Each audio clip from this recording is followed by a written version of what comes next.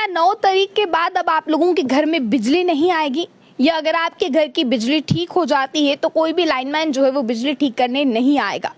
अब इन तमाम सवाल जो हैं ये आपके मन में उठ रहे हैं, क्योंकि आप लोग जानते हैं कि कल ही एक प्रेस कॉन्फ्रेंस का इस बात का खुलासा किया गया है।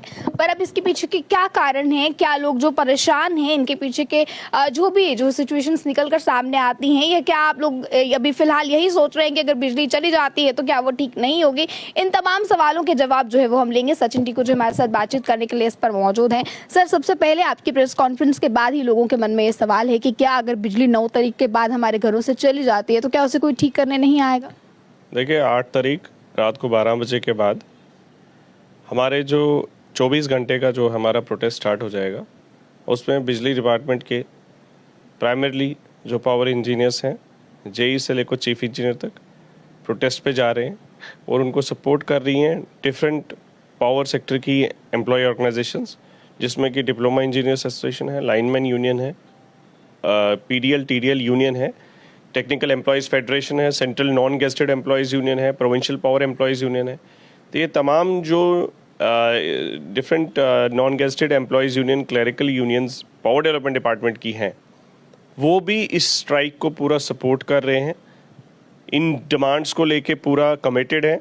क्योंकि जिस तरीके से जेके ईगा ने हमेशा सारे इश्यूज़ को साथ लेते हुए, आपको याद होगा दिसंबर 2021 में जेके ईगा ने लीड किया था और कोऑर्डिनेशन कमेटी के बैनर के तले एक एग्रीमेंट साइन हुआ था गवर्नमेंट के रिप्रेजेंटेटिव्स और डिपार्टमेंट के रिप्रेजेंटेटिव्स के बीच में।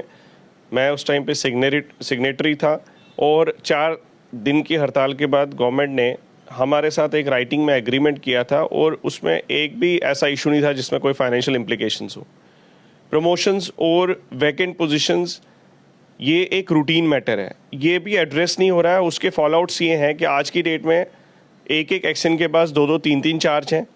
जम्मू के एक्शंस को जो है सांबा ट्रैवल करना पड़ रहा है, श्रीनगर के एक्शंस को बारामूला ट्रैवल करना पड़ रहा है, जम्मू के एक्शंस को पुंछ ट्रैवल करना पड़ रहा है, क्योंकि उनके पास एक ही पर्सन के पास 2 से 3 चार्ज हैं। उधमपुर के जो स्पेशल प्रोजेक्ट्स वहाँ चल रहे हैं रामबन संगलदान एरिया में, वहाँ यहाँ जम्मू से एक्शन है, उनके पास जम्मू का भी चार्ज है और उधमपुर डिवीज़न का भी चार्ज है। तो ये सभी लोग प्रैक्टिकली एडमिनिस्ट्रेशन को भी पता है कि ये डिफरेंट जगहों पे एक ही आदमी जो है उसके पास चार्ज है। इसका कोई बहुत बड़ा रॉकेट साइंस नहीं है, सिंपल सी बात है। 62 एक्शंस की पोजीशंस खाली पड़ी हुई हैं आउट ऑफ 120 के करीब। तो it means 50% of the headless हैं हमारे डिविजन्स, जो कि एडिशनल चार्ज बेसिस पे मैन हो रहे हैं। सिमिलरली एडब्ल्यू जो सब डिविजन्स होल्ड करते हैं, जहाँ कंज्यूमर्स विजिट करते हैं, कंज्यूमर ग्रीवेंसेस अटेंड करते हैं, वो सभी वहाँ पे भी 150 से ज़्यादा वैकेंसीज खाली पड़ी हुई हैं, जो कि एलिजिबल लोगों को वहाँ पे बिठाया जाना चाहिए।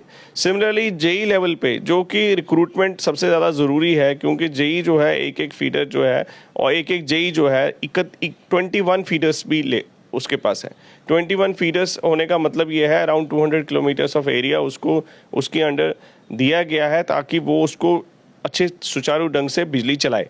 अब वो एक आदमी कितनी जगह पहुंचे, कितनी बारी फ़ोन उठाए, अगर उन्होंने एवरेज वो 1 मिनट में उसको 20 एरिया से 20 कॉल भी आएंगे, उसका फ़ोन तो कभी मिलेगा नहीं और लोगों को इनकन्वीनियंस होती है, लोगों को ग्रीवेंसेज आती हैं। तो नेचुरली कस्टमर केयर भी अप्रोच करता है, तो जेई अप्रोच में नहीं होता, क्योंकि उसके पास तो 20 एरियाज़ के कॉल्स आ रहे हैं। तो आप समझ रहे हैं कि अल्टीमेटली ये कंज्यूमर सर्विसेज को इफ़ेक्ट कर रहा था।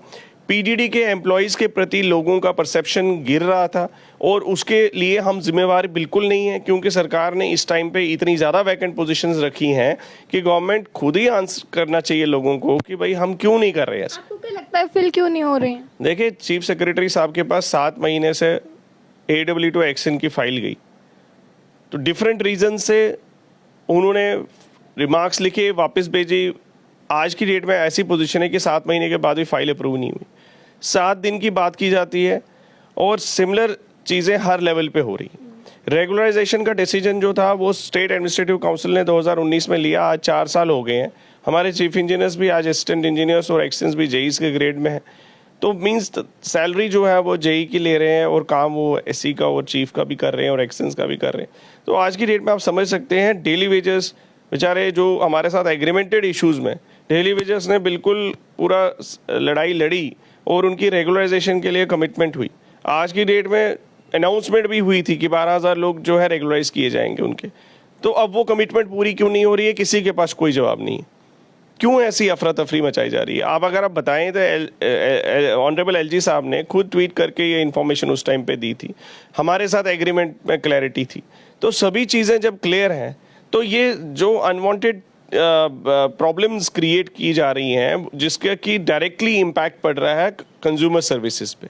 अभी अगर कोई भी रिफॉर्म्स गवर्नमेंट कर रही है, लोगों के साथ ज़्यादा और ज़्यादा स्ट्रांगली कनेक्ट होने की ज़रूरत है, लोगों के बीच में प्रेजेंट होने की ज़रूरत है। हमारे एक एक आदमी ओमनी प्रेजेंट तो नहीं हो सकता कि वो जम्मू में भी दिखेगा और सांबा में भी सेम टाइम पे दिखेगा। मींस उनको तो शिफ्ट वाइज ही जाना पड़ रहा है। दिन में अगर 10 घंटे जाएंगे तो उसमें से 5 घंटे यहाँ पे, 5 घंटे वहाँ पे, अपना घर भी पहुँचना है। तो it means ultimately consumer services effect हो रही हैं। तो हम बार बार यही चीज़ कहने के बात ये कर रहे हैं कि ये सारा एक कनेक्टेड इश्यूज़ है। अगर आज ये गवर्नमेंट को हम नहीं जताते हैं, अगर हम 9 तारीख का एक दिन के लिए लोगों को शायद सफ़र भी करना पड़े, लेकिन अगर हम ये चीज़ नहीं बताते हैं तो वो जो लंबित मांगे लोगों की भी है कि भाई कंज्यूमर ग्रीवेंसेज एड्रेस नहीं हो रही है, तो वो प्रैक्टिकल प्रॉब्लम है।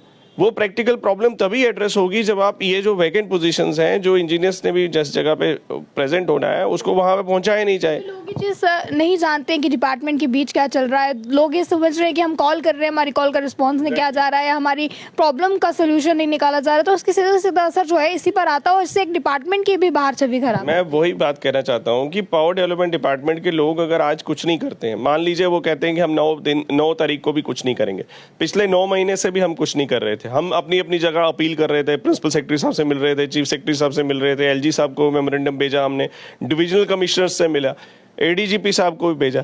मतलब आज की डेट में ये सभी चीज़ें करने के बाद लोगों को भी जानने का हक है कि आखिर बिजली के मुलाजिम किसी 1 रुपये अपने लेने के लिए वो ये प्रोटेस्ट लीव पे नहीं जा रहे हैं।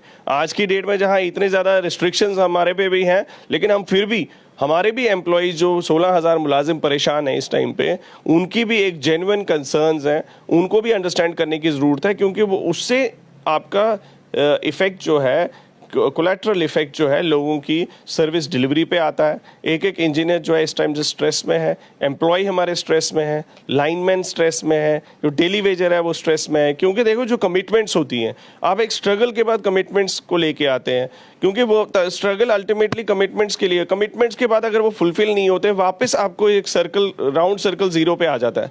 आज सभी लोग 4 साल 2 साल में अगर ये काम हुए होते तो हम ये एग्रीमेंट उठा के आपको नहीं बोलते कि इसमें से बताइए कौन सा काम हुआ। अगर हम आज इस पोजीशन पे, तो गवर्नमेंट ने भी रिव्यू करना चाहिए कि भाई ये चीज़ें क्यों नहीं हुई।